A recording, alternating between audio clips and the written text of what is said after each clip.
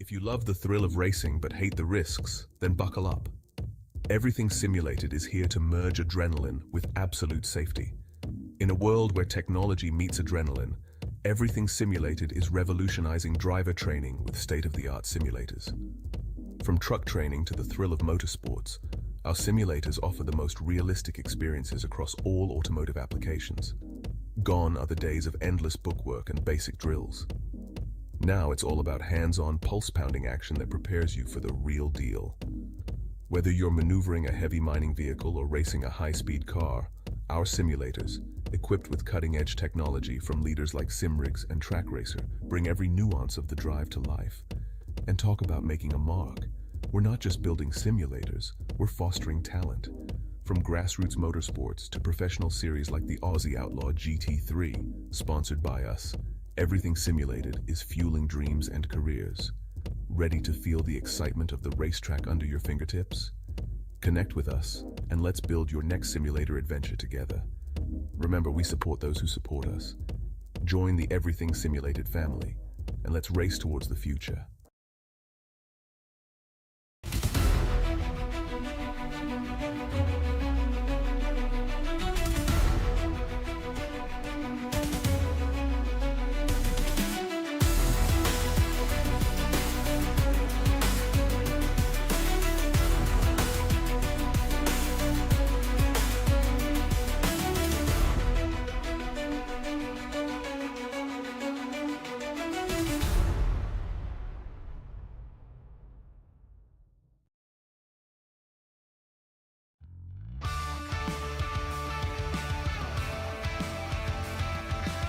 Hello everybody and welcome to the fourth round of the FDL Everything Simulated F4 Championship here from Okayama. This is the halfway point in the season after tonight. Of course, this series alongside supported by Player One Sim Gear, Capstone Marketing and Print Racer as well. A big thanks to them for making this series possible here, the F4 Championship on Thursday nights. It's myself, Ian O'Leary and Jared Cole with you as we return to our Japanese leg of the season. This series split into half effectively between Australian rounds and Japanese rounds. This is one of our Japanese rounds at Okayama. A sprint round it will be as well. Normally, I think, most cars that I see go around here, I think they're kind of too big for this circuit really, but I'm not sure I'm going to feel the same about the F4s. I think these are perhaps the perfect amount of power for this kind of track. Absolutely spot on, you, and g'day everyone. Great to be back with you again. Okayama is such a tight circuit. You're absolutely right. It does need a small car to really feel right. I've actually recently seen them popping Gen 3 supercars around this track, and I can tell you what, there is not a lot of room left between the limits of the track with those things out here, but it's really made for F4s, and it's a track that far too many people underestimate in terms of its difficulty. It looks simple on paper, Ewan, but there are certainly some very, very technical parts of this, not least of which is Atwood Curve, an increasing radius corner that opens up to the longest straight here on the track, and if you get that wrong, it's going to cost you in a big way by the time you get to the hairpin at the other end.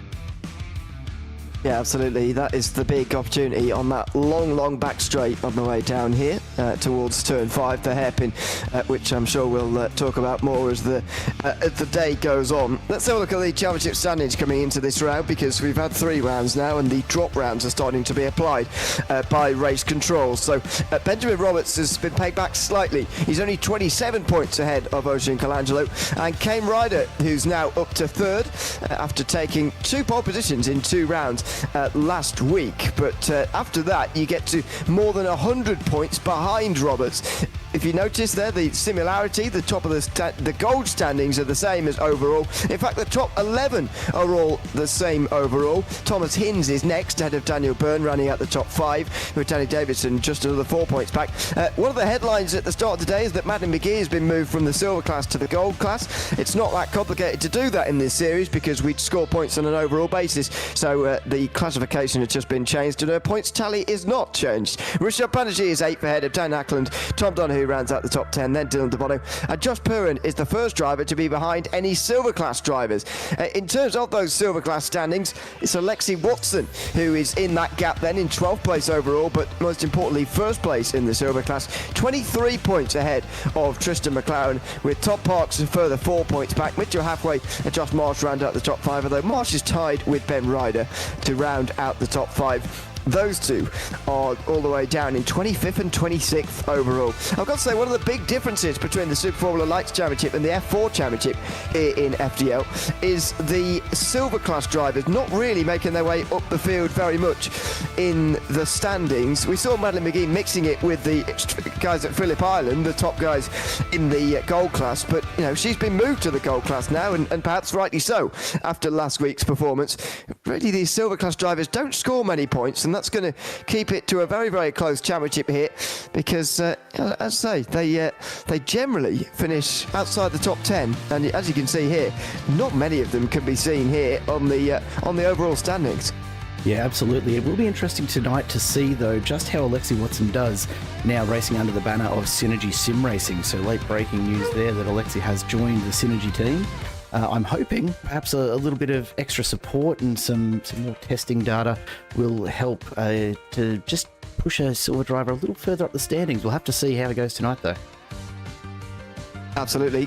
Still a couple of drivers in this field, by the way, without a class. Ryan Borg, who was here last week, has not got a class. Not unsure as to why that is, actually. Finished in 9th position and 20th position in the first 2 races, and had an issue in the second race, the longer race. So maybe that race control decided that last week's not really a race that we can take any particular credit from. And Jackie Chung is also unclassified going into this race. Hasn't been around so far yet this season, but plenty of drivers haven't been. We've got 38 drivers who've got points, but another 8 who are signed up to the series. 3 of those have not got a class. Nick Maguire and Luke Soughton have not got classes either, although they've not been at rounds, and they're not here today either, which is a shame to see for them. Hopefully we do get them back. In terms of the team standings, by the way, Team Max Booster unsurprisingly leading the way by 141 points ahead of Synergy Sim Racing, Everything Simulated Racing, and then a long way further back in 3rd ahead of Team Max Boost number 2, who are pretty close in attendance there in 4th place as well. For some reason, the Teams Championship's not particularly close, and it hasn't been so far in FDL's history, which is a bit odd. But anyway, let's have a look at the starting grid, ready for race number 1 tonight, and it's Benjamin Roberts who takes the pole, ahead of Craig Edwards. Oisin Colangelo out qualifying the just in behind the championship leader, I should say, Benjamin Roberts on that inside row. Dan Ackland on the other side. Tom Donahue and Danny Davidson share row 3. Came Ryder and then Alexi Watson, championship leader, best placed in qualifying as well for silver. Nico Mendes and Vaughan Ryder then round out the top 10 with David Besnard in 11th. Ryan Borg there, still unclassified in 12th, ahead of Thomas Hinz and Mark Heppel, making his first appearance of the season. Jackie Chung and Seth Burkott share row 8, ahead of Ben Ryder and Mitchell Halfway. Tristan McLaren and William Fraser are rounding out the top 20, with Scott Bartine also unclassified. It looks like that's him. Maybe he's in race control, actually. Todd Parks and Ronnie McConkey on the other side. They are actually racing. Jimmy Peacock, obviously our pace car driver, but he won't be needed in the first 15-minute race. It's going to be a fast and furious 15-minute race as well, but it's another pole position for Benjamin Roberts after 2 races where he didn't get it last week, which is unusual. He's back to where he has been all season now. Yeah, it's going to be a very interesting one tonight again. Of course, Craig Edwards hasn't been here a great deal so far this season either. And so to see Craig back on the grid and right up the front really will bring a little bit of tighter racing, I suppose, between Benjamin and Ocean up front. But don't discount, of course, the likes of Dan Ackland and Tom Donahoe off row 3. The start, of course, always a critical part of this, Ewan. If you get it away cleanly, particularly at Okayama, it's very, very hard for the other drivers to make much headway until you get onto that long straight at the back. So a fair bit of work to be done off the line here, and we'll set them up for what will be a 15-minute sprint all the way around this track. Yeah, no safety cars required.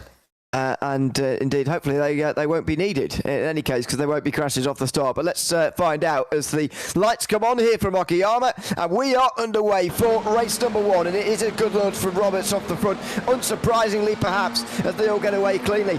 In towards turn number 1, Edwards follows him through at Colangelo, just in single file as well. Then Ackland, also single file. First bit of side-by-side, Tom Donoghue versus Teddy Davison coming through the first couple of corners. And that is Donoghue who comes out the other side with the place header. Davison, then Ryder, then Alexi Watson, Mendes and Ryan Borg round out the top 10. A very clean start for everybody. Down to outward curve for the first time. It'll be very, very tight here as the driver's on cold tyres. Do everything they can to get some grip up and around the hill. And down the back straight we come. Everyone in single file doing their best to take advantage of the slipstream at one of the few opportunities here at Okayama to really make a pass as a result of it.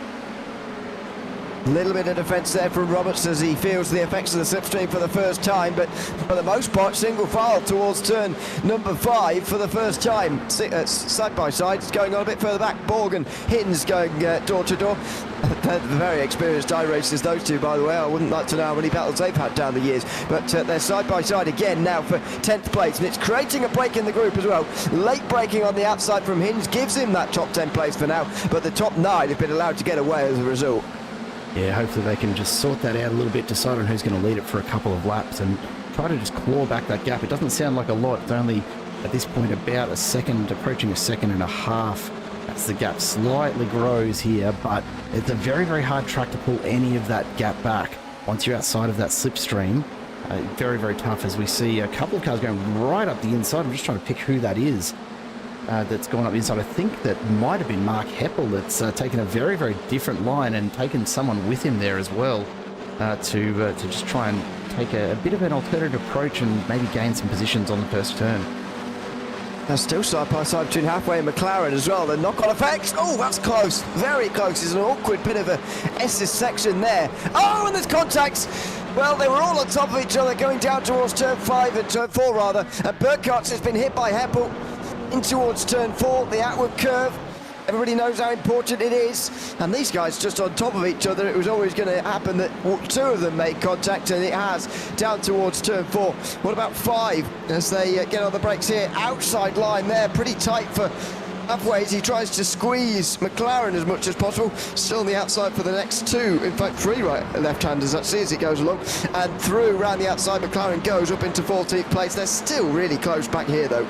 Absolutely. I keep an eye on Ryder up the inside there. Ben Ryder from Team Max Boost just looking for an opportunity to get past Hathaway. Has to drop in behind through the dual hairpins here. It's a very, very tough one if you find yourself offline to actually make anything of it. And so far, nothing quite on at this point. No, not there. Oh, wide. Bit wide there through the final corner for Chung. Further side by side behind.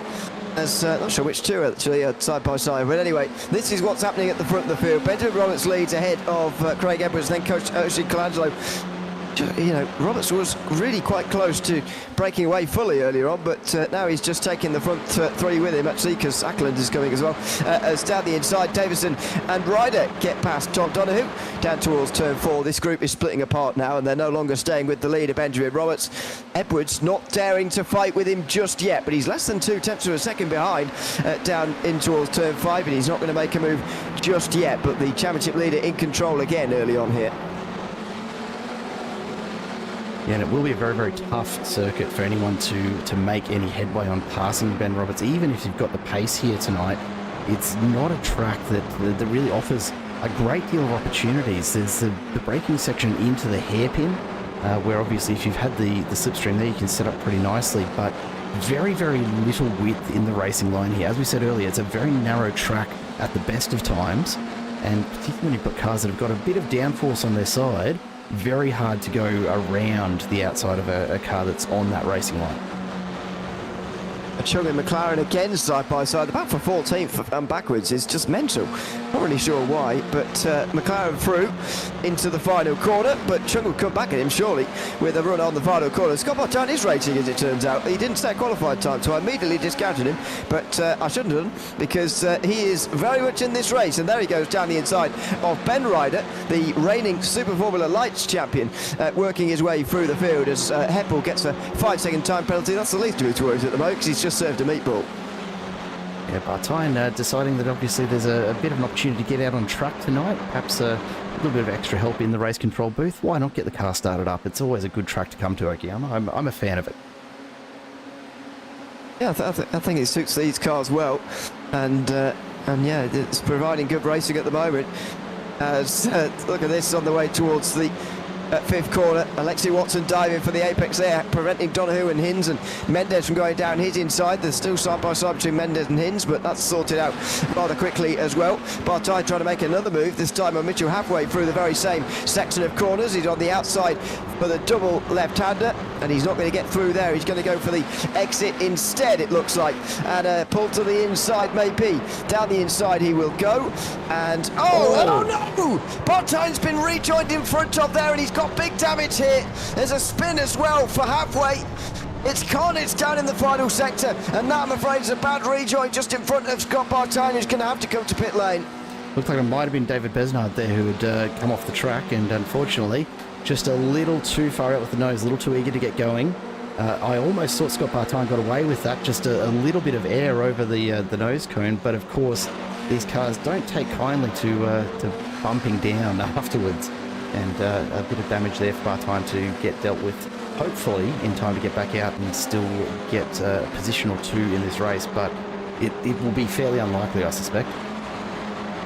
Yeah, it is. Of course, they'll have to pick himself up for race number 2. There's a separate qualifying session, by the way, for that second feature race, which is 30 minutes long, and there's some surprises to come within it as well as the side-by-side racing continues. Watson again defends. That's very late on the brakes there from Hinz. Thomas Hinz very nearly went straight into the side of Tom Donahue there, and thankfully got away with it, but that was close. Mendes still looking down the inside. They stay as they are. That was a big lock up down towards turn 5. Alexi Watson probably just a glance in the mirrors and a sigh of relief, just a little bit more breathing room as these three get absolutely locked into it. Donahue, Hinz and Mendes struggling to find any kind of headway over each other at this stage. A couple of moves that have come very close, but just not able to get it done. And they're going to have to line up again this lap and go for another. We're about halfway through this sprint race, so still a fair bit of time up their sleeve. It's only about a minute and a half around this very short circuit, but Craig Edwards is fighting a battle of his own up front with Colangelo closing in lap by lap. You were correct, I think. Yeah, you were. David Besnard has got that 10-second penalty for an unsafe rejoin, so that is, I dare say, that's a pretty clear penalty. It's not what the race control didn't take too long to think about that one, because it didn't need very long to think about it, in all honesty. That was a pretty easy decision, and Besnard is at 19th anyway, and a 10-second penalty actually wouldn't drop him any positions, but yeah, that was a very unsafe rejoin, I'm afraid, and well, it's ended some races further down as Ocean Colangelo looks down the inside of Craig Edwards. That moment right there could well seal Benjamin Roberts' race lead, because it's already 6/10 of a second. They start fighting, it will only grow further. Absolutely right. Colangelo just will need to plan this one out. Still some time at the sleeve, doesn't need to get involved in wheel-to-wheel battles just yet, but does need to stay tucked right in under that rear diffuser of Craig Edwards, and just make the very most of the aerodynamic gains that she can. It's going to be a tough one. There's only really that back straight where you can get enough time in to make most of it. You'll get pretty close here in turn 1, but it does require some pretty serious dedication and some trust in your tyres to try and get the braking done in turn 1 and still get through on the inside, if that is indeed where you're planning on making a move. I'm not sure I would have made one if I was Colangelo last time round, I've got to be honest, but anyway, it depends how much she's really thinking about the race win at the moment, as that's down the inside for Ryan Borg. He's into 11th place at a ball rider, And I wonder whether this kind of performance is going to put him in the standings, whether he's going to go to gold or whether it'll be a top silver. Alexi Watson, don't forget, is a pretty top silver himself. He's leading the class, but not only in this race, but in the championship standings as well. And he's probably taken it to the likes of Hinz and Donoghue and Mendes as well, who's next in line. Angelo doesn't go for it on this occasion, but yeah, Watson really mixing it with these guys, and under pressure again here. There goes Hinz around the outside, but again he defends rather well. Hinz will have the run here, though. A couple of left-hand turns puts him back on the inside. That's going to be enough to just try and seal this position, but Watson not giving it up without a fight, runs wide onto the grass to keep the pace up. Now they go into the left right-hander. Hinz is going to need to get ahead here to really cut off Alexi Watson from getting back inside. Can't get it there in the end. Watson gets through, an opportunity to shut the door here as they come around to the front straight. Keep an eye on Tom Donoghue, though, looking to make it the best of Alexi Watson being up the inside. There's a way there if they can stick with Watson. Unfortunately, Donoghue just can't quite stick to the back, and will have to drop in behind Hinz again for this lap.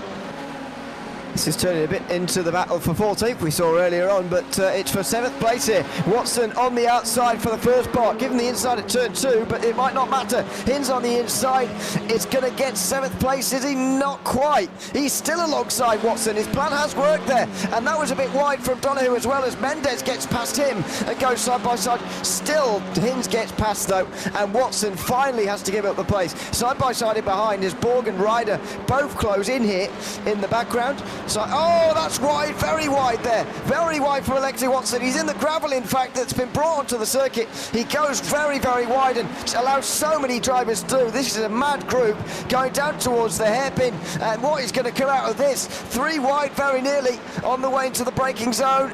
And there's going to be, yeah, he backed down a bit, Ryan Borg, rather sensibly. But Watson does lose those places, loses all of those places. He's actually getting that back from Donoghue, though, in towards the double left-hander. He does indeed. Donoghue's going backwards now because Ryan Borg's down his inside. Alexi Watson's doing a fantastic job of battling it out with the gold drivers here and really showing why he's leading that silver group, just not giving up regardless of how dire it might look, and really taking some aggressive moves. You see up the inside there, makes it 3 wide through the turn. There are not many cars. Oh, a bit of contact, and that was always going to happen as they stayed so close together. Borg and Donoghue have to back out. Alexi Watson keeps the foot in, stays brave and pushes through. Meanwhile, Colangelo at turn 1 looking for the inside, almost getting the run on Craig Edwards. Not quite there yet, but Edwards will be starting to feel some pressure with just under 3 minutes left in this race. Somehow none of them found themselves actually off the circuit down there, but meanwhile Colangelo is really close here on the way towards turn 4. Got to find a way past at some point. Oh dear, it has happened. Vaughan Ryder's off into the gravel, brings a load of gravel back onto the circuit. As you can see, the rocks are flying everywhere, but Vaughan Ryder rejoins. William Fraser's got a meatball, by the way. Todd Parks is also in pit lane. Been fairly attritional further down the field, and nobody here with any signs of damage, which is a good thing. Here comes Colangelo. This is an ever-growing group now, and Edwards has got to try and find a way to hold on to second. Colangelo still stays alongside, and if she is for the next 2, this could be difficult for Edwards to hold on. Round the outside nicely, though, and he does keep second place again. 2 minutes to go, probably 2 laps. And just as you predicted, Ewan, Benjamin Roberts just extending that gap further and further as these two battle it out. Now out to just over 2 seconds ahead. A pretty comfortable position to be with just a couple of laps left here, you would imagine. Edwards and Colangelo will be fighting it out for who gets the highest step on the podium. But again, Ackland, Davison, Ryder, all so close behind. They're just waiting to pick up the scraps if something goes wrong here. And I dare say there's a pretty high chance of that. Yeah, well, exactly, based on what we've seen so far. As the 15 minutes is nearly over, the Todd Parks is going to get no further action for the incident, which I think may have been involved with William Fraser. But let's find out what this incident was about on the way down towards turn number 5. He's in car 40, there you can see. Oh, and he's hit the back of number 9. Race control, I guess, judging that number 9 was weaving around far too much on the way down towards turn 5. And number 9 is indeed William Fraser, who's just made his way back out the pit lane after that meatball. Yeah, unfortunately, it doesn't really matter who was right or wrong there. They both ended up in the pits with repairs to be done. And it is a bit of an element of this style of racing you have to constantly be aware of. It's a real risk versus reward scenario when you do try to put the move on, because any contact you make is likely to put you both out of the race. And I dare say, most of these drivers don't really want to be the ones that end someone else's race.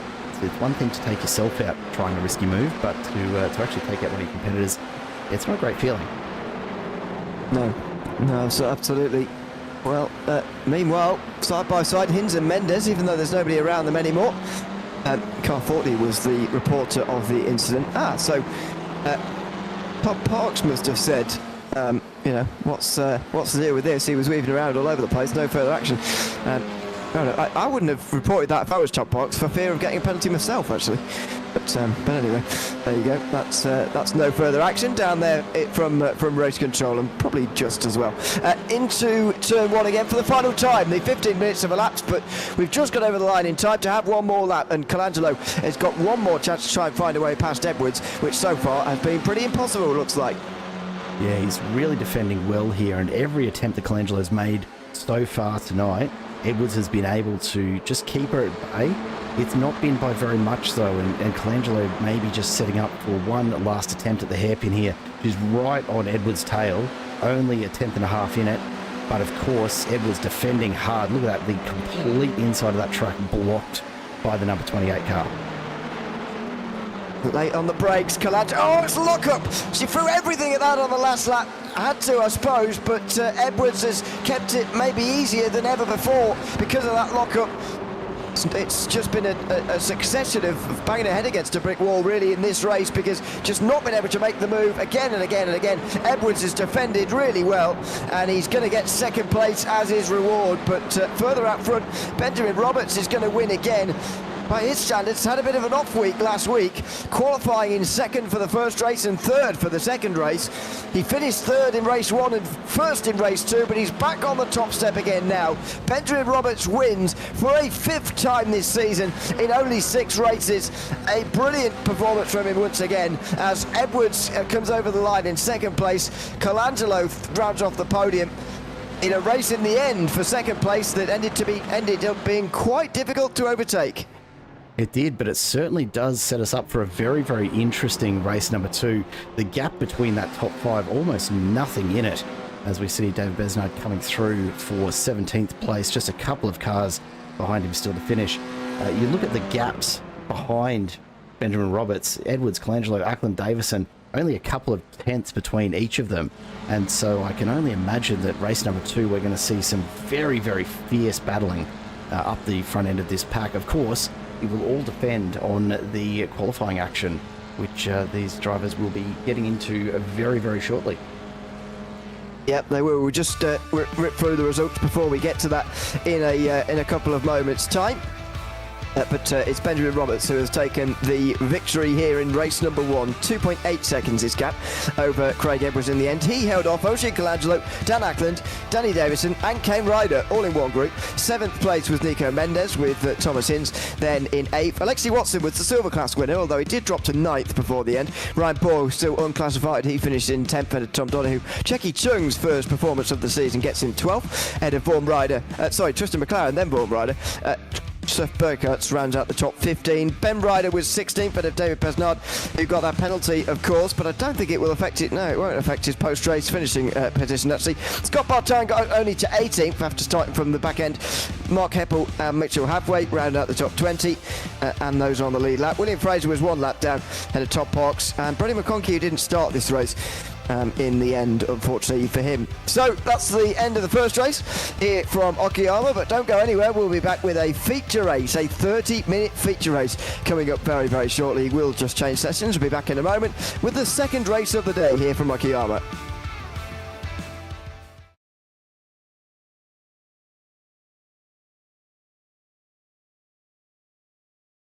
If you love the thrill of racing but hate the risks, then buckle up. Everything Simulated is here to merge adrenaline with absolute safety. In a world where technology meets adrenaline, Everything Simulated is revolutionizing driver training with state-of-the-art simulators. From truck training to the thrill of motorsports, our simulators offer the most realistic experiences across all automotive applications. Gone are the days of endless bookwork and basic drills. Now it's all about hands-on, pulse-pounding action that prepares you for the real deal. Whether you're maneuvering a heavy mining vehicle or racing a high-speed car, Our simulators, equipped with cutting-edge technology from leaders like SimRigs and TrackRacer, bring every nuance of the drive to life. And talk about making a mark. We're not just building simulators, we're fostering talent. From grassroots motorsports to professional series like the Aussie Outlaw GT3, sponsored by us, everything simulated is fueling dreams and careers. Ready to feel the excitement of the racetrack under your fingertips? Connect with us, and let's build your next simulator adventure together. Remember, we support those who support us. Join the Everything Simulated family.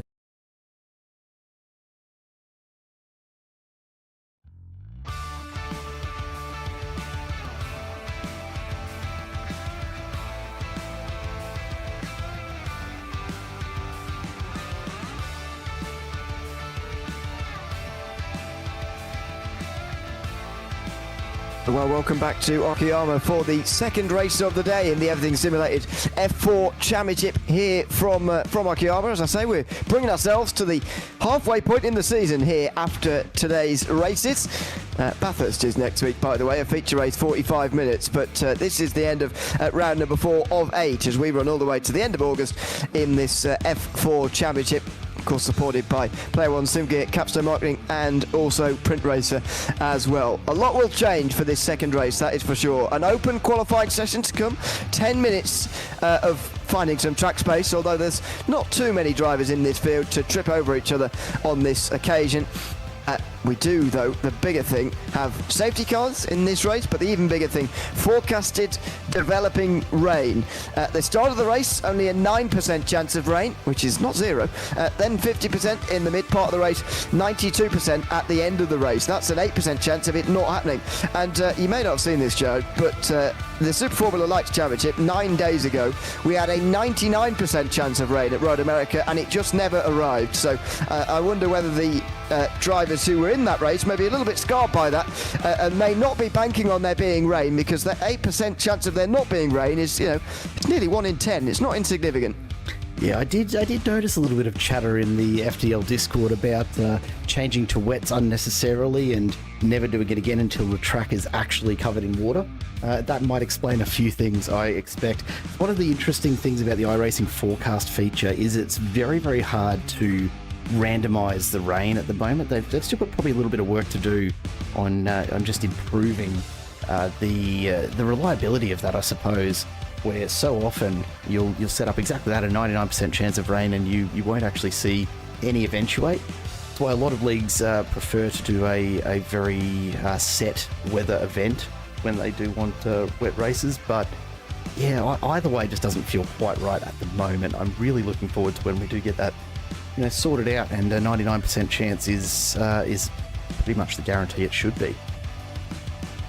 Yeah, I must admit, it's the first time I've seen 99% chance be no rain. So the notes and the analysis going forward is, the smart thing to do would be to run that tank empty effectively until we get into those wet weather conditions, and if they don't arrive, then you can adjust accordingly, but if they do, you can do your fuel and tyres at the same time. So that'll be very interesting to see who decides to do that, and it makes it really important actually to stay out of trouble on lap 1, because so many times in these races where you need a pit stop, or indeed 2 pit stops as it is these days in the longer 45-minute races, it is a case of, if you crash on lap 1, it's okay, because you can pit in and still make it to the end. It's not too much of a damaging factor other than the crash itself.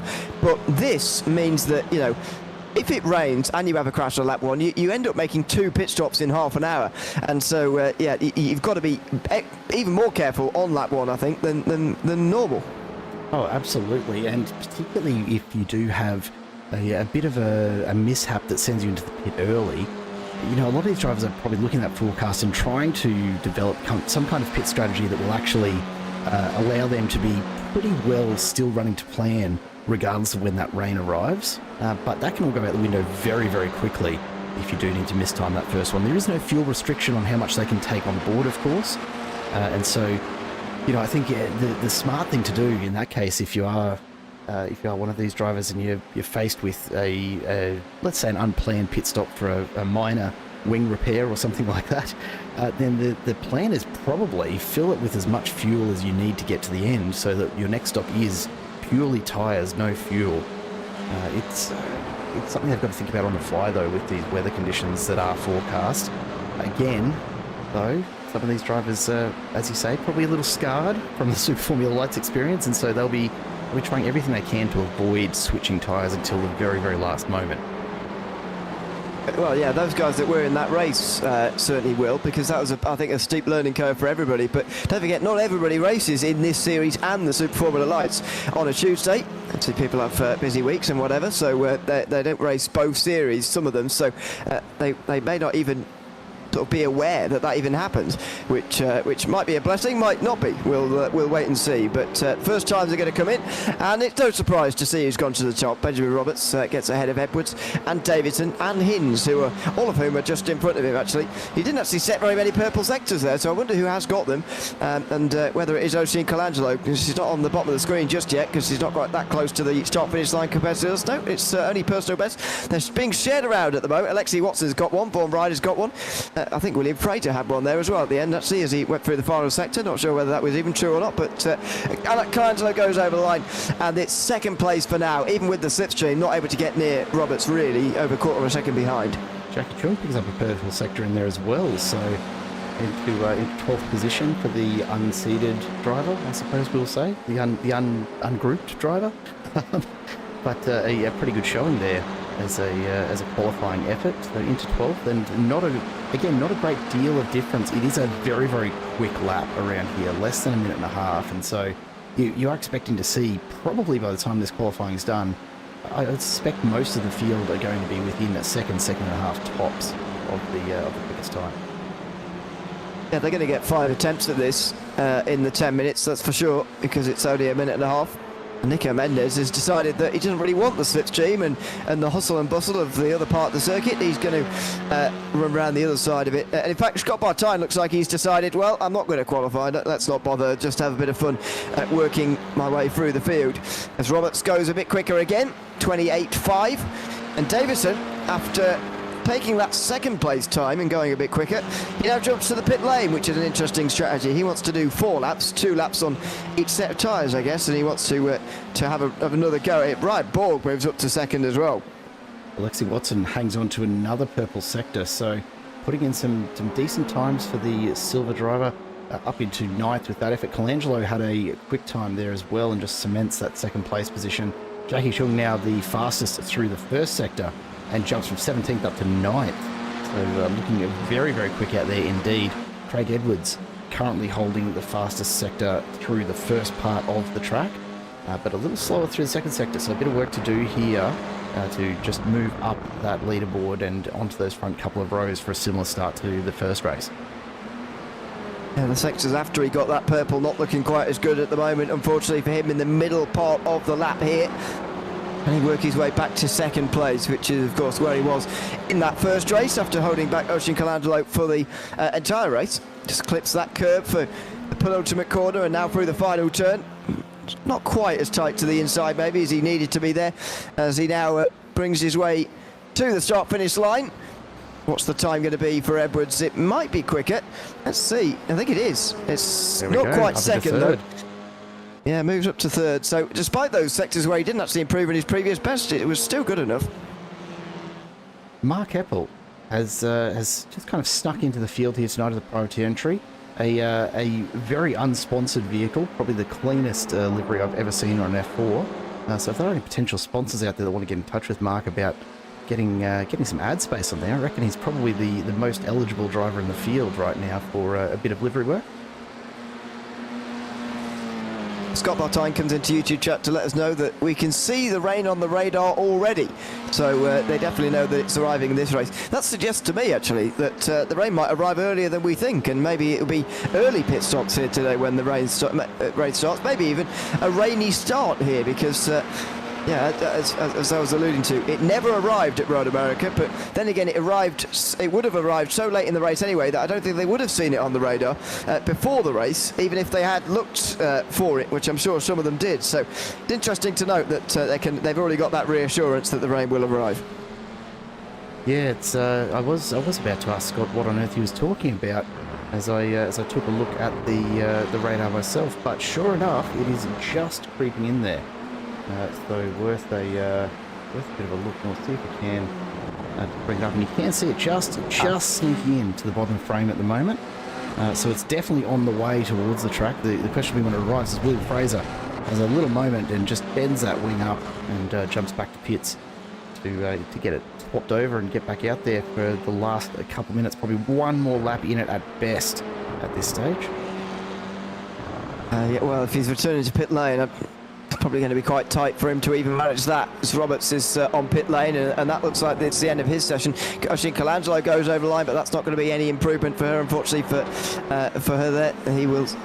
He will stay in the lead. Will Benjamin Roberts again, and Kane Ryder actually the one. So Kane Ryder's got the slipstream this time round, and these two are so evenly matched on pace when they get the slipstream of one another, but they're just not quite as quick as Roberts, it looks like, at the moment. Now, one of the things I have noticed tonight, though, a really very evenly shared, number of purple sectors going on. It's surprisingly well distributed across the drivers, which does bode well, doesn't it, for the racing we're going to see here tonight? Yeah, it does. I'm surprised actually that we haven't seen them going more to, just to Ben Roberts or just to Colangelo. Definitely some different strengths around this track. Yeah, strengths and weaknesses of these drivers along the way. 4 sectors around this circuit, by the way, which is probably one too many for my money. But anyway, that's the way iRacing does it. And as you can see, those purple sectors just starting to peter out a bit now. Mark Heppel's the only one with even a green on the bottom of your screen at the moment. Dave Besnard's got one as well, actually. But where's Heppel going to get to? He's going to want to qualify better than what he did in the sprint race, so he can avoid crashes like he got involved in the sprint race. And so far, a top 10 will do that, although he didn't improve there. There goes Besnard over the line, and that's going to be an improvement? No, not quite. It's very close, though. It's only 6/10 back in 16th. Came Ryder over the line. Does he improve any further? No. Very close, though, to his previous best. And Colangelo now is going to get that big slipstream from Kane Ryder on this last lap of the session. 10 minutes about to run out now. Tristan McLaren, one green sector up the sleeve, sitting back in 18th. That little trip into the kitty litter on the way through, probably not what would have been hoped for on that last effort there, and not good enough to improve position at the moment. Give us a shout in the chat. I'm getting just a few messages from YouTube about some errors with the feed. So if you are watching it and you can tell me if it's actually behaving itself like it seems to be on my end, I'll just ignore the YouTube error if that's the case. I don't see anything wrong with the YouTube stream on my end either. Watching it from the back end. So well, that makes me happy that YouTube's lying to me. Hopefully it's fine. Yeah, that's very odd. I've never seen it do that before. But anyway, it's technology. Heppel comes into the pit lane. Edwards carries on, and I'm not sure this is going to be an improvement unless his final sector was mind-boggling. I don't think it has been. He'll finish in 4th place. Ben Ryder, the only driver with personal best sector here, and he's probably the last driver in the field who can actually improve. He needs less than a tenth of a second, though, to even jump up into 18th place, so not too much required here to jump up. But your prediction about the whole field being covered by less than a second and a half at maximum is becoming true after a long session. I think the more impressive thing, though, is 16 drivers, covered by 2/3 of a second. Yeah, not a lot in it at all, as Ryder improves by just the one position there. It's again, those shorter tracks, you won't see a great deal of variance between the times. Those couple of tenths are incredibly difficult to grab at a track like Okayama, and even though it is only a second and a half from start to finish of this field for this race, it's still going to be more than enough to keep these guys on their toes as we wait for the official results to come through from the race control. Absolutely.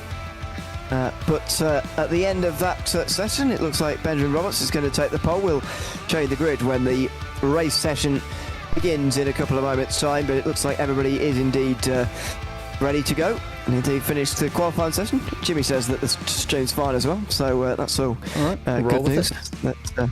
It's fine. Yeah, we'll just ignore it. To be fair, I had when I was watching a live YouTube stream yesterday, I was trying to. It kept saying video unavailable, even though it clearly wasn't. So I don't know what's happening at the moment, but maybe it's a YouTube thing. Anyway, Benjamin Roberts. I know, it's a nightmare. Benjamin Roberts takes the pole position, though, once again this season, ahead of Ocean Colangelo with Kane Ryder and Craig Edwards on row 2. Ryan Ball with a great qualifying there to get up to the top 5. Surely he'll be classified as gold now after his performance tonight. Danny Davidson alongside. Thomas Hinz and Nico Mendes are on row 4, ahead of Mark Heppel, and Jackie Chung, the second of our unclassified drivers, rounds out the top 10. Dan Ackland and Alexi Watson, the silver class pole sitter again, is next ahead of Vaughan Ryder and Tom Donahue. Seth Burkhardt and David Pesnard are on row 8, ahead of Mitchell Halfway and Todd Parks. Ben Ryder and Tristan McLaren round out the top 20. Then you've got William Fraser and Scott Bartine at the back end of the field. And we do expect this time round Bartine to actually begin the race. But pretty gloomy overhead conditions. It is going to rain at some point. I think the drivers are pretty confident in that. But how long is it going to take before the rain arrives? And how long do they wait to put the wets on as well? Because we don't know the intensity with which the rain's going to fall when indeed it happens. Yeah, that will be the question. Of course, we'll be keeping a very close eye on it with you as we get underway here at Okayama. It wasn't looking too bad initially, but of course, as these things develop, we'll keep an eye on the breezes. As we saw a little earlier, about 20k an hour winds that are blowing it through, and as we look, that hasn't really changed. So all coming in from the south at the moment. The clouds starting to roll over. The track temp and air temp still looking okay, but yeah, I don't expect that we'll be too far away from seeing the first drops hit the tarmac here. Absolutely, and what's going to happen when they finally those drops finally do, because it's always tricky. We know that. And in the F4 Championship, we've not seen too much in the way of weather so far, so certainly not compared to the Super Formula One. There is some heavy rain in that. These drivers, they're about to get absolutely smashed with this. I don't think it'll be far off at all. Just get drenched. It'll be properly wet here tonight as the drivers get ready to go racing. 30 seconds out, and I reckon there might be a few looking at that radar and perhaps regretting not starting on wet tyres at this point. Well, yeah, I think it might be a bit too far away for that, but certainly it would be a bold call if anybody's decided to do it. Nobody has, though, and that's probably the sensible thing, especially considering what happened at Road America. But no such repeats of that are going to happen here today. We've only got a 9% chance of rain right now, and it looks like it's not that far away from being really, really quite heavy down there on the racetrack. Let's see as the drivers now get themselves ready, look up towards the lights here at the start of race number 2 at Okayama. Everybody's on the grid, and now the lights finally do start to come on in their sequence. Let's see, race 2 at Okayama, set to be an eventful one as we get underway. Roberts again with a decent start, and Colangelo will not be able to get alongside towards turn 1, and I don't think this time round Kane Ryder not going to attack too much though either. The Max Boost teammates in towards turn number 1 for the first time. Out on the pit exit there, some of the drivers really searching for some space, but again, clean start from everybody through turn 1 and 2. Everybody in the field getting through, very good to see for the second time. Seth Burkhardt at the back for Tulip Racing had one of the most aggressive changes of race line, and again as he flicks to the inside there, very, very much attacking this race right from the start. Hopefully able to gain a few positions before needing to come in for the pits. I don't know if anyone else caught that, but a massive dive across the inside line almost immediately after letting the clutch out, and it seems to be paying dividends so far, up a couple of positions.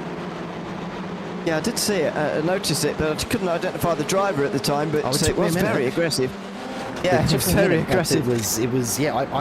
I've seen these drivers throw these F4s around, but never off the start line like that. So Burkhardt obviously has a very distinct plan in mind on just how the progress is going to be made here at the start of this half-hour race. Very early days to be putting that sort of effort in, but you can see it's starting to pay off as he moves up into 13th and now into 12th. And has this for a bit of symmetry, by the way. Thomas Hinds having a side-by-side battle through the final sector on lap 1 to allow a leading group to escape. And this time the leading group is numbering just 5. So Thomas Hinds, despite the fact he's qualified better, he's in a better position. He's still not in the front group as we get underway in this race. That is not good news for him. But he's battling away with Danny Davison, who's also stuck behind in this. Nico Mendes stuck behind again as well. He was battling with Hinds, don't forget, a long time in race 1. That was so close to contact. There may have even been some through turn 2 as Mendes gets Davison as well. Chung next in line, by the way, in 9th place as the unclassified driver. He's up 1 place from the start of this race, but the symmetry there for Hinds is heartbreaking really for him. He is not involved in the front group again. And here goes Seth Burkhardt's dropped a couple of positions there, but now side by side with Hathaway, looking good for a move into the hairpin, really squeezing Hathaway all the way to the outside edge. And as Hathaway moves with the track, so does Burkhardt's, just really forcing as much track to be given up as possible and makes the move look easy as a result. Hathaway had no answer there. No, this is the big second group now in the race, and Hathaway is actually not too far in front of Vaughan Ryder now in 14th place. Let's have a look back at some stuff that's gone on further back, because there are a couple of drivers who are detached from the back end of the field. This is Ben Ryder. Oh, hit by William Fraser, and Fraser, wow, very to nearly keep it Fraser. upright. Yeah, really lucky not to roll over. And actually, the last time the Super Formula Light Series at Okayama, we did have someone roll over, so there was very nearly some more symmetry there. But Fraser gets away with it. There may be race control looking into that, though, of course. Colangelo sets the fastest lap by 4/1000th of a second over Ben Roberts, so nothing in it up the front, which is something that Ocean will probably be pretty happy with, not letting Benjamin pull away this early in the race. Just going to stick on to the back as best she can and try and get a bit of a gain, I would imagine, through the pit stops. Ben Roberts, though, setting the pace out in front still. Absolutely. He's leading again, is Roberts, as they scrap further behind for the minor places. It looks like Ackland versus Heppel for 11th position now on the way towards the end of the straight. It's going to be more waving around further up front as well as Mendes down the inside of Hinds. He waited a lap, and look at this, side by side. We just don't know where to look at the moment. It's there's so much going on. Ackland stays in front of Heppel, and Burkhardt to go side by side. Heppel keeps that place. Mendes finally gets past Hinds, and that wasn't particularly expected. Hinds has been defending well so far tonight, but he's been overtaken now by Mendes up to 6th place. Yeah, this one's been back and forth a couple of times already. Danny Davison and Jackie Chung right behind the two privateers will be watching this and just rubbing their hands together at the prospect of these two coming together and just letting the seas part in front of them. It's been a tight couple of passes, but Mendes looks to have established now out in front. Up the front end of the pack, though, Colangelo has actually started to reel Ben Roberts in. It's not by much. It's only a half-tenth here and a half-tenth there, but it is actually starting to come down a little bit. And there you go, by the way. I was expecting there to be a penalty for William Fraser, and he's got one. 5-second time penalty for no cornering overlap into the corner before making contact on the way into turn 5. So that's the first penalty of race number 2 coming through. The battle for 6th continues. It does look like these guys are much more likely to race each other. It makes you wonder why the others at the front of the field can't do this. But anyway, look at Hinds there already with an overlap off of turn 4, and you can see the guys weaving around in the background as if to say, we don't really want any part of this, to be honest. To try to stay out of it. Oh, contact on the way down towards turn 5. Super tight line for Hinds, and Mendes is going to keep the place. He's the one on the defensive this time round. He's got the inside at the two left-handers coming next up, and he keeps the place as a result. That was really quite aggressive between the two. They lent on each other properly there. One should really get on the radio and let these drivers know they've still got another 25 minutes plus some time on wets to go. They've got to keep the cars intact. That's first rule of racing. You have to actually finish to get a position. And Hinds and Mendes throwing caution to the wind, really going for it. It makes for a great spectacle for us, though, watching here at home. Absolutely. So this rain is... Oh, it's more than 5 minutes away at the start of this race. Look at that, though. It's very, very close now, surely. It cannot be far away It will be very obvious, by the way, when it falls, but it's not going to fall while the sun's out, so we've got to wait for it to get gloomy first, so that might take a lap or so, and then it's got to start raining.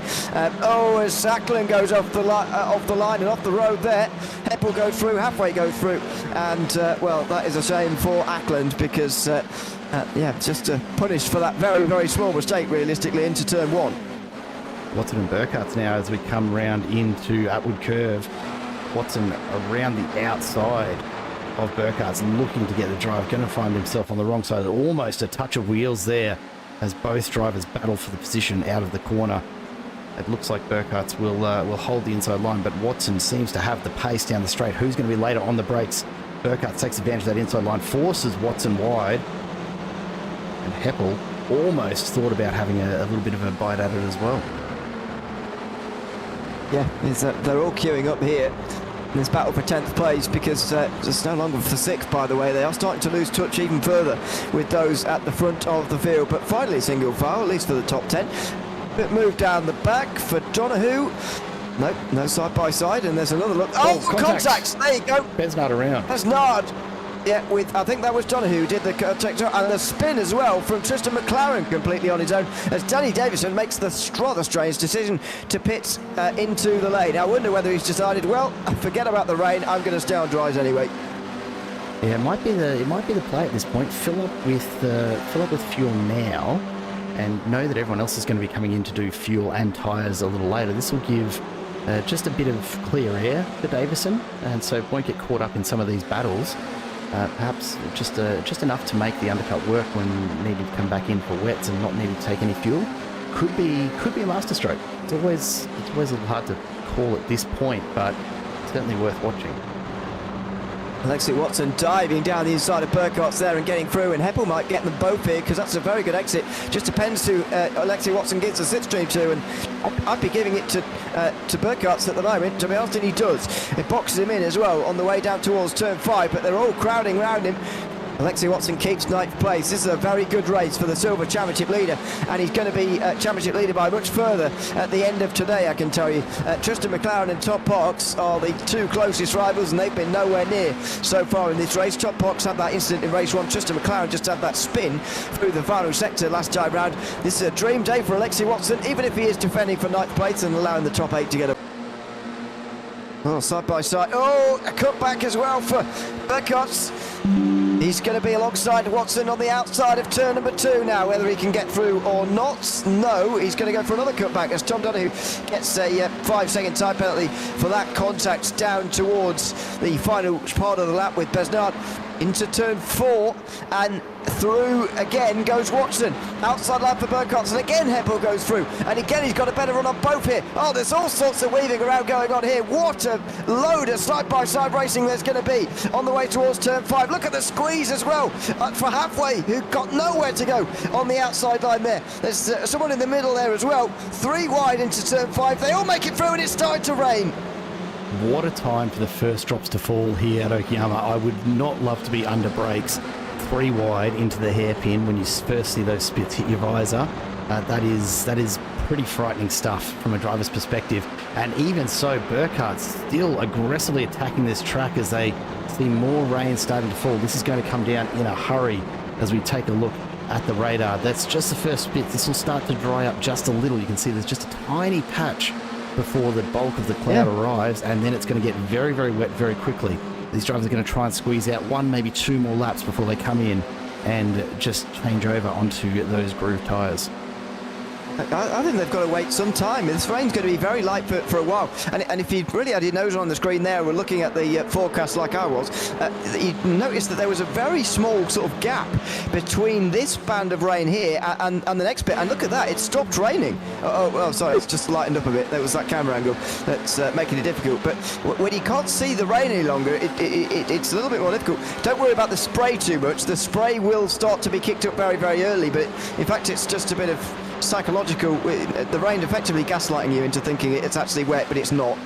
It's the spray will start to pick it up, but it isn't really, and you can stay out on dries in the spray for quite a long time. So this could be some time in dry tyres on a wet circuit at the moment, as Watson goes down the inside of Halfway. This has all got very different in the last few moments in the silver class. Watson was in a comfortable position a few laps ago, but now he's lost the class lead. Halfway though, goes for a spin. Oh, and he clips one of the cars as well. It looks like Form Rider was clipped there. One of the Team Max Boost cars clipped as he spun round there halfway into that double left-hander. All came undone very, very quickly and nowhere to go at that section of the track. So Vaughan Ryder taking some pretty significant airtime off the tyre. And yeah, look, I don't see. Oh, there it is. The meatball is out for Ryder, so we'll be coming in for repairs. And probably we'll have to think at this stage. Well, while you're in there, do you swap the tyres as well? Do you chance it? What's the call here? I think you might as well do it. Davison and Fraser, by the way, having pitted on lap 7, have already got wet tyres on. Oh, Davison's been in for a second time. Sorry. So what his strategy is for this race, I've got no idea, but he's been in for a second time. Fraser came in on lap 7 as well, the first sighting of rain, which maybe is not the worst idea, but there you can see it. That is accurate for the moment, that on the left-hand side. I know that it can get caught behind sometimes, the graphics, as Ryder and Edwards down towards turn 5, and Ryder's in third place at the moment. Colangelo's still in the slipstream, by the way, of Benjamin Roberts at the moment, by the way. Yeah, still hanging in there. The gap's opened up just a little. But doing a great job of sticking with Roberts and setting herself up as best she can to just copy the pit strategy. And really, that's got to be Colangelo's best bet at the moment. Ben Roberts has been so domineering through this series so far, as we see Nico Mendes and Thomas Hinz going at it once again.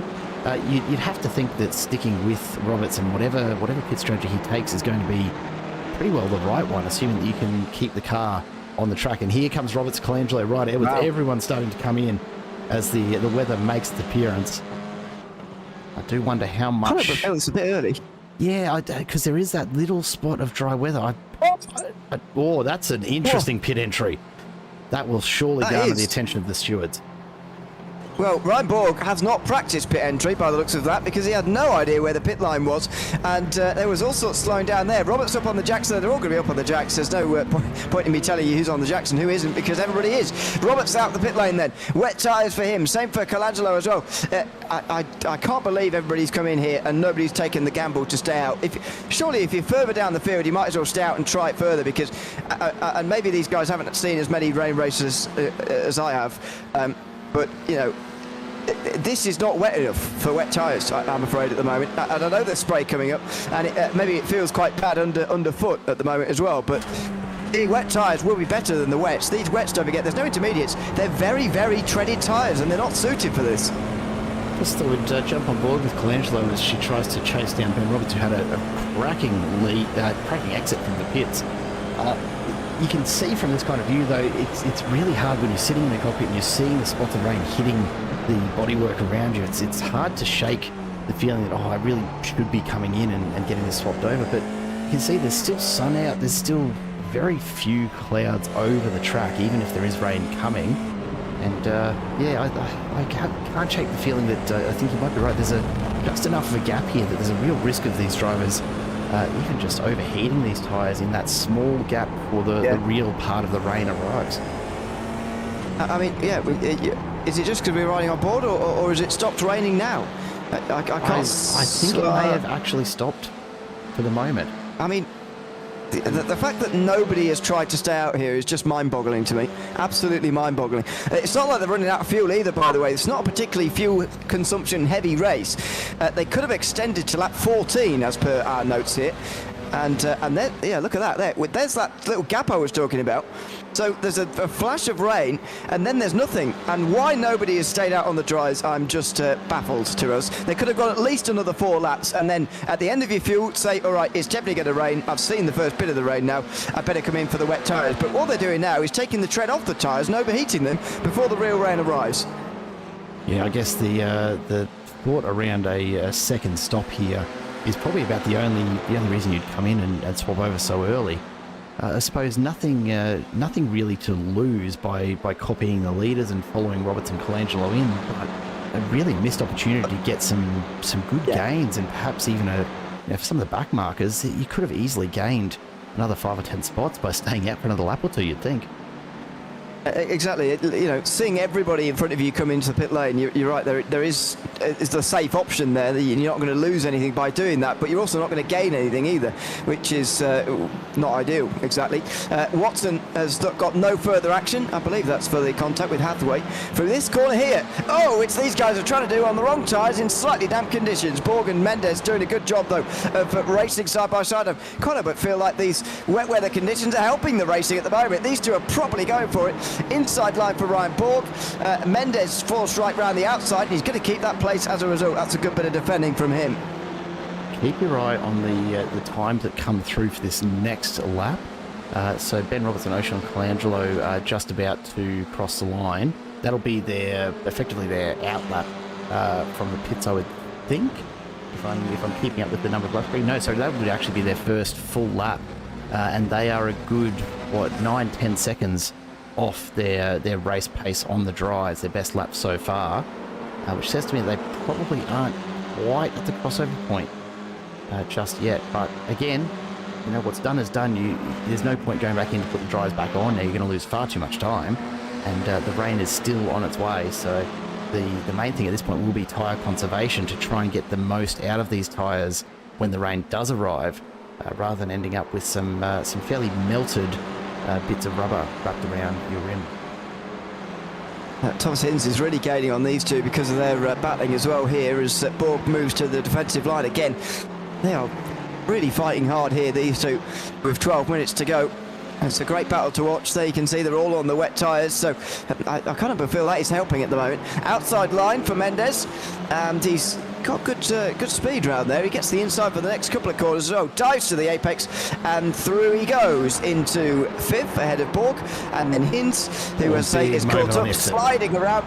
These tyres have got to be screaming at the moment. Yeah, that's not something you'd expect to see if this track was actually keeping the tyres down in temp. That's a huge loss of traction, and it's purely from the tyres getting too hot at this stage. There's just not enough water on the track to keep them within their range.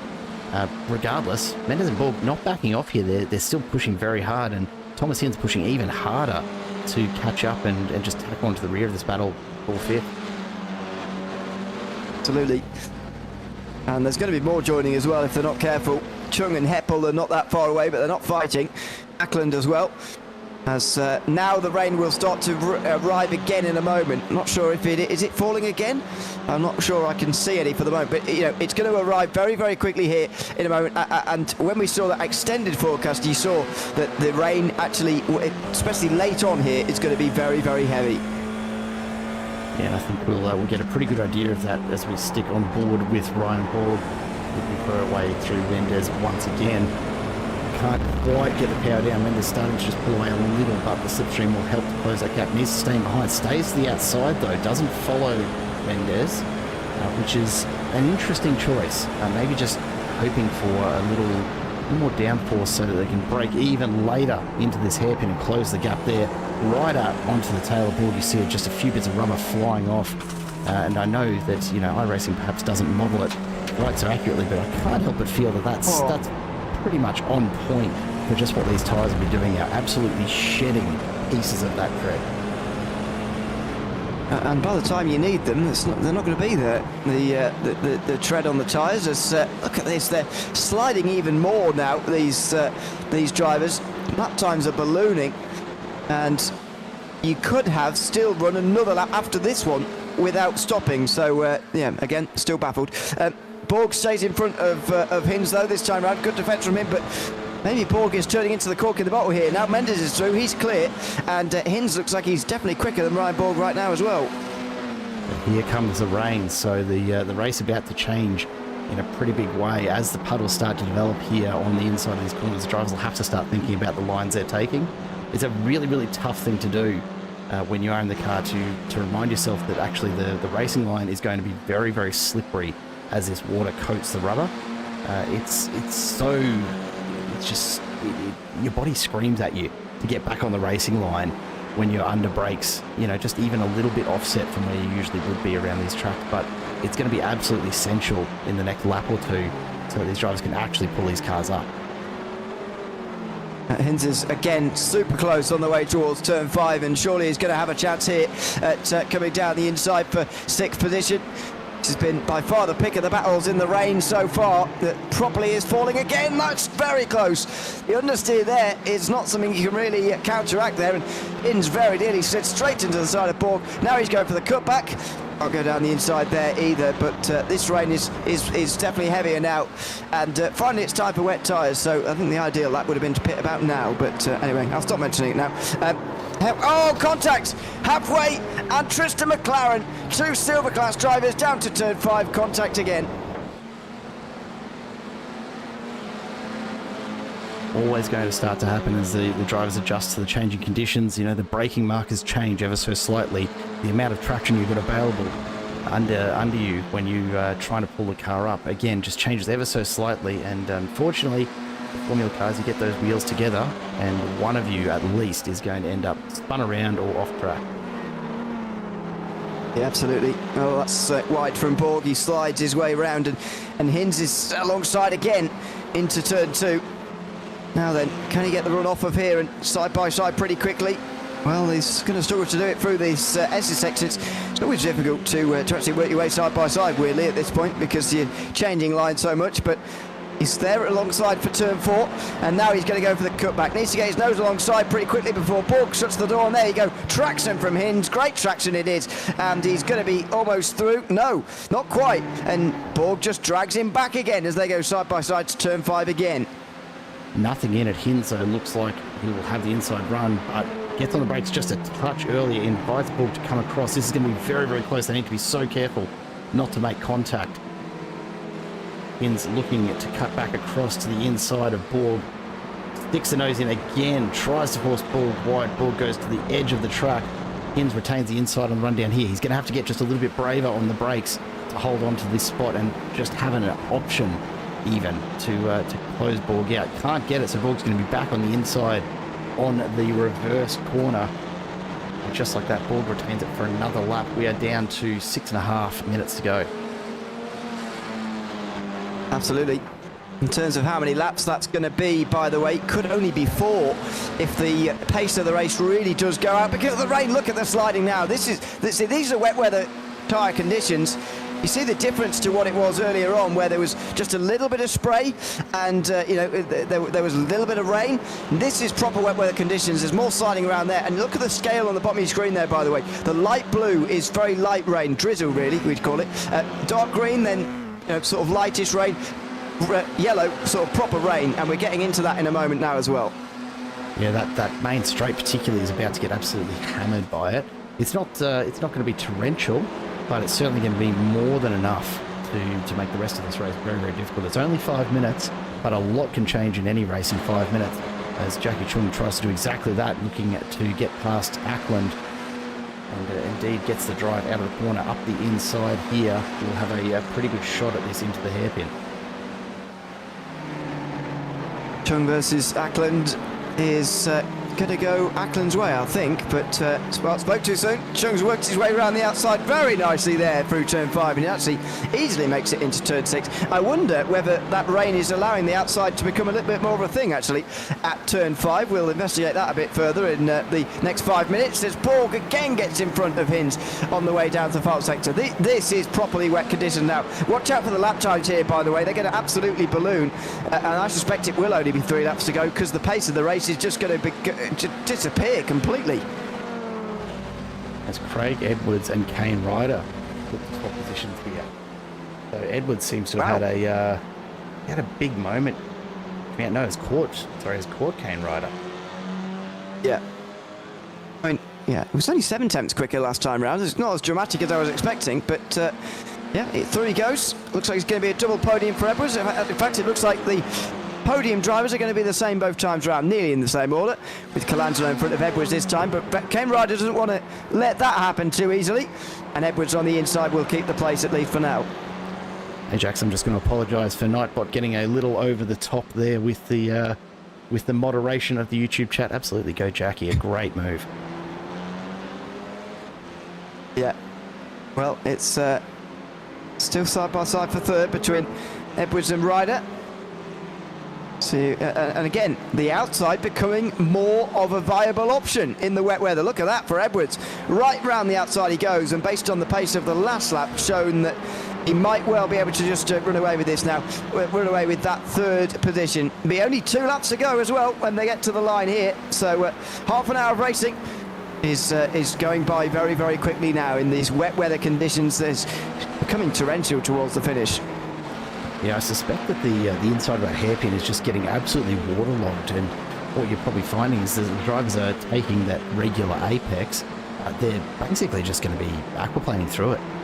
The water will be very deep. It's a fairly steeply angled corner, and the rain absolutely does run down the slopes on iRacing, and it'll be collecting at the bottom of the hairpin, and it's a really unnerving feeling to hit that at any kind of pace, even with wet tyres on.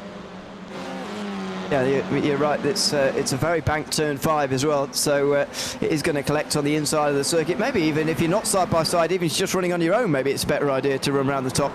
Oh, that's not that far wide though. That's Ryan Borg straight on at turn 1. And these are the kind of mistakes that the wet weather can create. That would never happen in the dry, but Ryan Borg just completely misjudged that into turn 1. And now he's even under pressure for his 8th place, which he's just dropped down to.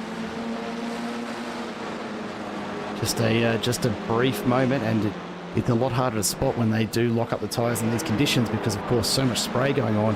As Chung goes around the outside of Borg, can he hang on to this and actually get the drive out of the corner? Picks up a bit of debris, but gets it done very comfortably in the end. Borg's tyres probably just struggling a little bit to clear all of the kitty litter. Look at the water though sitting on this back straight. Yeah, it's remarkable now, the change in the weather. The rain has properly fallen now, and have a look at it down here. Watch for the water on the inside. They are they're avoiding it a little bit more now, which is to be expected. And you want to be protecting the outside line now suddenly in towards the hairpin, so it's all changed there. Edwards is really liking these wet weather conditions. He's only got 1 lap to go, which will be a shame for him, but he might have won this race if it was 45 minutes or so, because he is very, very fast in the wet weather. Last time round, a 40.3 was 8 tenths quicker than Roberts, a second quicker than Colangelo, though that was a badly timed comment because he's gone wide through the final corner. White flag this time. He might have just ended his chances there of getting second place. The classic commentator curse strikes again, doesn't it? Yeah, it has that. So often. Unfortunate for Craig Edwards, because he's been closing in so quickly on Colangelo. Just only a lap ago overtook Kane Ryder, who's now almost 8.5 seconds back from Edwards. So very, very spread out at the front of this field. You'd have to think that Ben Roberts has this pretty nicely wrapped up at this point. Colangelo unlikely to close at 2.5 seconds, but Craig Edwards, I mean, 1.5 seconds is a long way to pull back in only half a lap here at Okayama. It's not impossible, but it's going to be a very, very tough one to do. You have to think as well, by the way, that Kane Ryder had an issue on the last lap. 49.5 is the slowest lap in the entire field, so there must have been a problem for him there. He's not lost that legitimately in 1 lap, but he is under a little bit of pressure here by Mendes at the very end. Battle for 8th place will go to the line as well by looks of things. Chung's actually going to beat Borg of those drivers who are not yet classified into respective classes just for the moment, but nothing doing down towards the final corner. The turn 5 that time round. Benjamin Roberts will not be far away now from the final corner, as Edwards, despite his issue at the start of this lap, now gets close to Colangelo, but he's just going to run out of time. Benjamin Roberts is going to win again. He's only not won once so far this season. He's gone back-to-back again. A double-header victory here at Okayama for Benjamin Roberts, as he takes a real stranglehold over the Everything Simulated F4 Championship here this season. A great performance from him. Colangelo holds off Edwards, and the top 3 remain the same from what they were in race number 1. Was very, very close. Edwards actually did a phenomenal job of closing that 2.5. I said it was a big ask, but got it down to within 2 tenths in the end, which I can't even begin to imagine how Craig has managed that. That's a phenomenal second half of the lap, and clearly very, very comfortable in these kind of conditions. The other drivers can make their way over the line. There's going to be quite a while until the last of the drivers actually make their way to the finish. One thing to say, though, is that a great job from everybody in the 22 drivers. All of them finish on the lead lap. Yes, they had 2 pit stops in some cases, and some incidents in some cases as well if you're further down the field. But to get everybody to the end of this race on the lead lap without major problems in these conditions is a very impressive job indeed from everybody. Yeah, it always is in any car, honestly, on iRacing. To survive the wet is an effort in itself, but to do it with the kind of pace that we see here tonight, it's pretty impressive to see. I'm not actually sure how long ago it was that I last took an F4 around Okayama, but I'd be willing to bet that my dry times are probably not too far off these wet laps, would be my guess. Okay, you can't be 12 seconds a lap off the pace to these guys, surely not. You'd be surprised. I reckon if there's any of the ASR or MC Motorsport guys in the chat, feel free to chip in on my my lap time. They'll set you straight on that one, Ewan. Don't you worry. Goodness me, that's okay. Well, that's the race we can set up. Dry for some people and wet for the others, and maybe it'll be close. Maybe. Maybe. Anyway, let's have a look at the finishing results from race number 2 here from Okayama. And as I say, it's Benjamin Roberts again who takes the victory here after just 19 laps. He wins there to Ocean Colangelo and Craig Edwards, who was very fast in the wet towards the end there. Came Rider and Nico Mendes round out the top 5 with Thomas Hins, Mark Heppel next, Jackie Chung, and then Ryan Borg, the 2 unclassified drivers, 8 for 9 headed for Steph Burkhart's the last driver in the top 10. Alexia Watson wins in silver ahead of Tom Donahue, Dan Eklund and Scott Bartine, putting more distance between Watson and his rivals because of the point situation. David Besnard getting into the top 15 there at the top box with Tristan McLaren next. Danny Davison made 2 pit stops throughout that, finished 18th for form rider Mitchell Halfway, who had a couple of spins in that one. Ben Ryder and William Fraser round out the field, all of whom, as I say, finished on the lead lap. Very, very impressive job indeed from all of them. Let's have a chat then to Benjamin Roberts, who has taken the victory here twice tonight. Congratulations, Benjamin, on the race victories in both the sprint race and the feature race. Tell us a little bit about the wet weather conditions here and your decision to come in effectively at the first sight of rain here today. Yeah, thanks. Yes, just doing a little bit of practice I did do, sort of with transitioning weather. You know, once if it gets a little bit of rain on the track in these cars, they become really sketchy really quickly on slicks. They just don't really drive on the rubber well at all. So it was really just the safe play, and I'm really surprised everyone else followed through. Yeah, I was as well actually, and I said that at the time, but did it feel like you were on sort of wet tyres on a dry circuit to begin with? Because it is a strange thing in iRacing that it actually looks wetter often than it actually feels, or sometimes it can anyway. Was that the case a little bit when you came out on the wets initially? Yeah, a little bit. Yeah, again, sort of even that whole time before, in between sort of the cycles of rain, it was, you know, borderline anyway, whether they go slicks or dries. So yeah, I wasn't really too worried about it because I knew there was going to be more rain coming, as I saw on the forecast. But yeah, over wets are, yeah, a little bit weird to drive on a dryish track, but really it's more as long as you're taking care of the rear tyres especially, you're generally alright. Well, congratulations on not on doing that and winning both races here tonight, of course, indeed the one in the full dry conditions as well. Thanks for chatting to us again, Benjamin. Congratulations again. Thank you very much.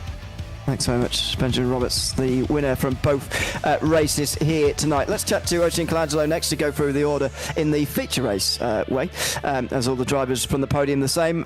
Ocean, welcome in and congratulations on finishing a double podium again here in these races. Let's talk about race 1 first of all. How frustrating was it to sort of almost feel like you were a little bit stuck there really in that first race, couldn't quite get past for those positions in the final few laps? Yeah, I knew Ben had kind of pulled away, so I was just trying to get past Craig, but if I had a good enough run, he definitely wasn't letting me get that inside line, and it was just a bit difficult to outbrake him and get enough overlap for the next corner, going around the outside. So tried a few things, but yeah, couldn't make it stick. And in race number 2, you were on the other side of that equation, having to defend from Craig Edwards towards the finish. What were those conditions like for you towards the end there, and how difficult was it to defend on those last couple of laps when it was clear that Edwards was by far the quickest driver, never mind quicker than you, but way quicker than anybody else on the circuit? Oh yeah, I saw the relative time just drop every lap, and I saw he was right behind me with 1 and a bit laps to go, so I was like, okay, just got to do it for one more lap and try and defend, but I think he made a mistake, so that gave me a little bit more margin to play with on the last lap, and just tried to keep it clean and not make any mistakes. Well, congrats again on a double podium, another double podium for you here tonight, and thanks for chatting to us at the end as well. Thank you. So much. That is Urshin Colangelo, the second place driver from race number 2, just ahead of Craig Edwards, who can now join us as well.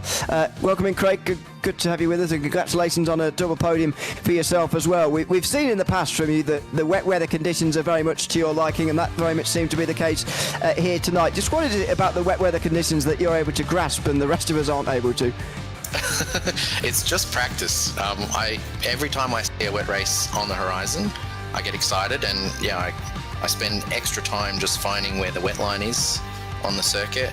I try like the worst possible conditions to try and get a feel for where the grip is to be found, and then when it rains during the race, I feel prepared. So I'm relaxed, and the wetter it gets, the more comfortable I am. So it was just a shame that it didn't rain like nice and hard 5 minutes earlier. I reckon I would have had a crack at Ben there at the end. Yeah, exactly. It sounds so simple, but I remember from my days being a driver, you're absolutely right. We just do not practice wet weather, and that is literally it. It is that simple. What was the thinking around when the rain came out? Because see, we've got the benefit here of looking at the radar minute by minute, second by second, almost as we were. And I noticed that there was a small gap after that initial burst of rain, which was quite light. There was a little gap, and then it started to rain a bit more properly a little bit later on. I wonder whether somebody would stay out on the dries a little bit longer.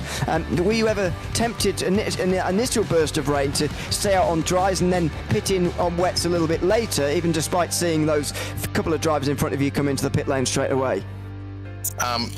Had I an engineer, that probably might have been the call we could have gone for, but the risk is if it does rain and you're on the dries, you die. If you're on the wets and it's the wrong tyre, you're simply slow. So it's sort of a safety thing, right? If you feel like it's time to get on the wets, then just do it. Don't think twice about it, because if you're wrong, you're still okay. But if you're right and someone else is on dries, they're not going to survive. Yeah, absolutely. Well, it makes sense, certainly. And as I say, it's very easy for me to sit here and say all that because I've got all the information in front. But congrats again, Craig, on another double podium here tonight in this sprint round. And thanks for coming to chat to us at the end as well. Yeah, no worries. Thanks for having us, guys. Thanks very much. Craig Edwards there, the third place driver from race number 2 here tonight. Alexei Watson had a fantastic evening in the silver class, winning both races here tonight. Alexei, welcome in. Congratulations on 2 silver class victories here tonight. How did you find those conditions in race 2, and how did you find this circuit in Okayama tonight? Yeah, the circuit was great. And thanks for that. Congratulations. A bit challenging in the wet. Not much practice under me with the wet conditions, but it sort of came to me after a couple of laps, I suppose. And in the end, it was a couple of pretty comfortable silver class victories as well. This will extend your championship lead as well, because up to this point, not too many points have been scored in the silver class, actually. Just what do you rate your chances like for winning this title here this season? I won't count my chickens till they've hatched. I think it's this is my first season doing league racing, so still sort of getting to know the competition. But a few great tracks to come, so I'll give it a good crack. All right, well, we look forward to seeing it. Alexei, well, congratulations on the race win, and thanks for chatting to us at the end as well. Thank you. Thanks very much. That's Alexia Watson, the race winner in both races of the silver class tonight. Well, that was a lot of fun, I think, Jared. The wet weather conditions always add something to these races here, whether it's the sprint race events, whether we've got 15 minutes and 30 minutes, or indeed the longer races as well, always adds something. As you can see here from the championship standings, it has changed things around, although the top 6 all stay the same. Benjamin Roberts now 50 points ahead of Oisin Colangelo, and already getting to that stage where drivers will be starting to think about whether Roberts can actually tie this one up before the season's finished here, with round 7 being at Winton. In those 2 races there, is he going to be able to seal the title? Well, maybe. We'll find out, of course, but he is having a dominant season, and even the weather couldn't uproot him here today. Yeah, just if the rain can't do it, I don't know what will at this point. Roberts has been just all over the front end of this circuit. He's had even the slower races that he's had so far have still been very, very quick. Some of the big moves, though, Nico Mendes having an absolute cracker of a race tonight. Obviously, some of the positions helped by other drivers not making it along for the race this evening. But Alexi Watson, when you talk about the silver class battle that's going on, Tris McLaren a long way behind already, will have a hell of a job ahead of him to try and bring Watson back in. And if we see similar drives like we did tonight from Watson for the rest of the series, definitely seems to have that one wrapped up as well. Yeah, in a weird way, 47 points in the silver class is realistically a bigger margin to overturn than 50 points in the gold class. I know that doesn't make much sense, but when you're finishing up towards the top every time, the gap between first and second, for example, is 10 points in a long 100-point scoring race. So it's all a little bit different in terms of how the points are allocated and how many there are. So further down the field where the silver class drivers are, you generally gain less points around. So you're right, Watson is in a very comfortable position down there as well. But that's just about it from us here tonight from Okayama. This has been round 4 of the Everything Simulated F4 Championship, supported by Player One Supergear and also sponsored by Capstone Marketing and Print Racer as well. Big thanks to everyone who's been tuned in across tonight's action. Back to Australia next week for a 45-minute feature race. For the first time in a few weeks, we're doing the long 45-minute race, and it comes from Bathurst. Very much looking forward to it. I've been Ian alongside Jared Cole. Until we see you for that round at the mountain next week, it's goodbye for now.